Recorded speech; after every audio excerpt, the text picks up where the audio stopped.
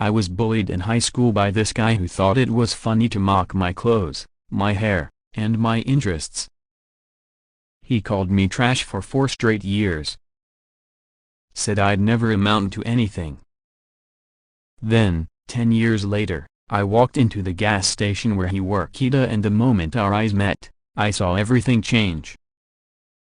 That was the day he realized at a broken bar he had picked the wrong person to mess with. Ever fantasized about showing your bullies how wrong they were? That moment when you rise from the ashes and make them eat their words? Well, a broken bar, buckle in. Because this revenge story will make your spine tingle and your soul cheer. Hit that like button and subscribe to Revenge because this is a ride you don't want to miss. I was 15 when high school turned into a war zone. Not in the dramatic, Hollywood way, no food fights, no evil principles. Just slow, soul-draining emotional warfare. I was the weird kid. Greasy curls. Quiet voice. A passion for drawing dragons and reading obscure fantasy novels during lunch. I wore the same hoodie every day because it was the only one I owned without holes. My backpack had a busted zipper and smelled faintly of pencil shavings and desperation. But I didn't ask for attention. It found me anyway. His name was Derek Simmons. Captain of the junior football team. Blonde. Muscles. That forced, charming laugh you knew was never genuine. The type who could say, "You look like trash today," and everyone around him would laugh because they wanted to be on his side. And I was easy prey. "Yo, is that shirt from your grandpa's closet? Bro, your hair looks like a haunted mop. Hey, don't get too closey, I might catch pore." People laughed. I smiled awkwardly. Pretended it didn't sting. But it did. Every single time. It wasn't just the joke, it was the glares, the subtle nudges in the hallway, the books knocked from my hands, the whispered mocking behind me when I answered a question in class. I developed a sixth sense. I could tell when Derek was near, even without seeing him. The hairs on my neck would rise, my stomach would clench, and I'd prepare to shrink. By sophomore year, I was a ghost. What people didn't see was what happened after the final bell rang. They didn't see me walk home because my mom couldn't afford a car. They didn't hear the arguments through the walls of our tiny apartment. Didn't see me digging through clearance bins at Goodwill for clothes that might make me look normal. They didn't see the way I flinched when someone walked too close behind me. Didn't hear the conversations I had with myself every night. Why are you like this? Why do they all hate you? Will it ever stop? Even my teachers never stepped in. One even said once, "Boys will be boys." Number. Derek was the type of boy the system was built to protect. But me? I wasn't built to be bitter.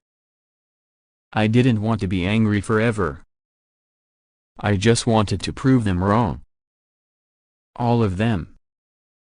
One day, Derek followed me into the library. I guess he was bored. Or maybe someone dared him.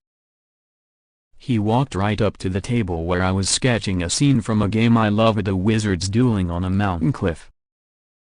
He grabbed my sketchbook and held it up for the table next to us to see.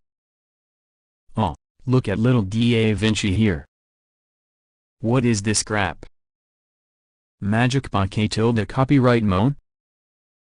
Everyone snickered. He tore the page out. Crumpled it. "Trash. Just like you." That was my breaking point. But not the way you'd think. I didn't fight him. I didn't scream. I just picked up my bag, walked out, and cried in the bathroom for half an hour. Then I went home a broken bar and opened YouTube.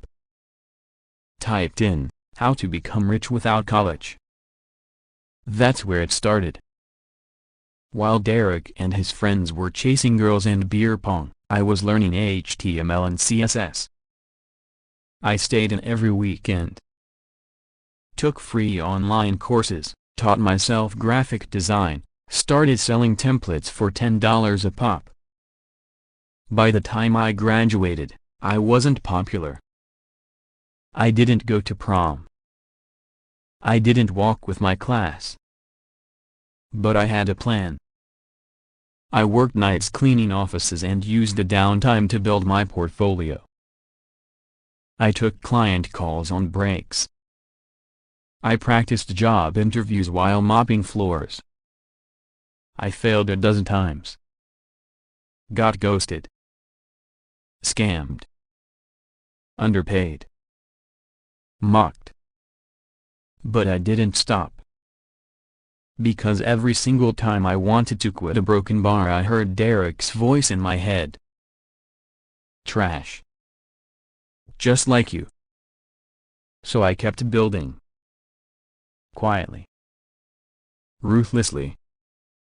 I took freelance gigs. Built my brand. Developed software tools. Launched a niche productivity app that took off. And then a boom. By 27, I was a remote tech consultant with 6 figures in the bank, a solid client base, and full control of my time. I wasn't flashy, but I was free. And that, my friends, was everything. One afternoon, I was driving home from a client meeting and stopped to get gas.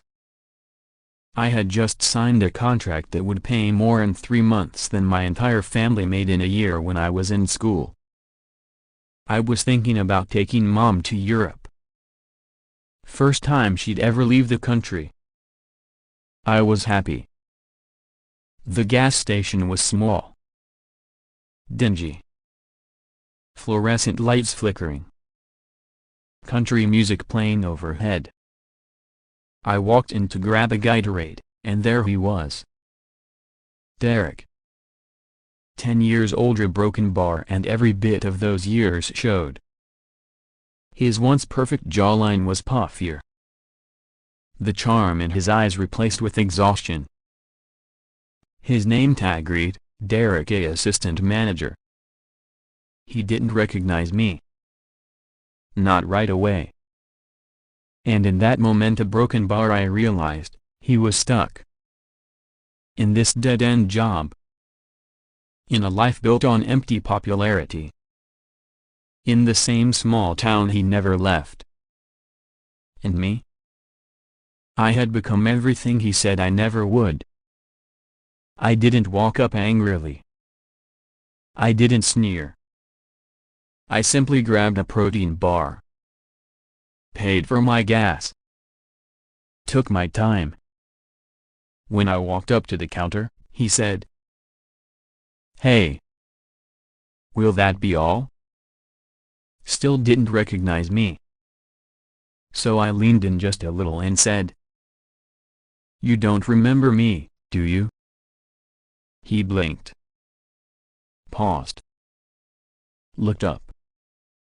And froze. You could see it happen in real time. His brain connecting dots. His eyes moving across my face like he was searching a yearbook. And then a broken bar recognition. His face drained of color.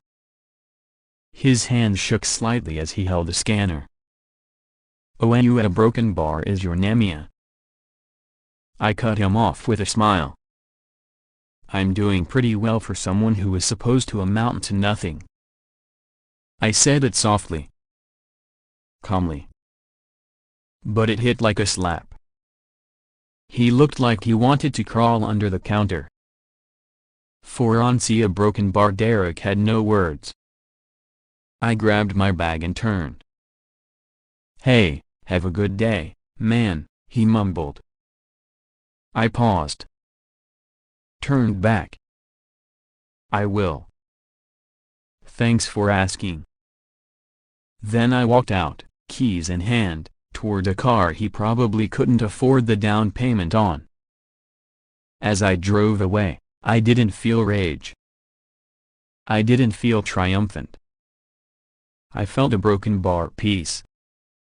Not because I'd embarrassed him, but because I didn't have to be that kid anymore. I wasn't the torn hoodie, duck your head, hold your breath loser he used to know.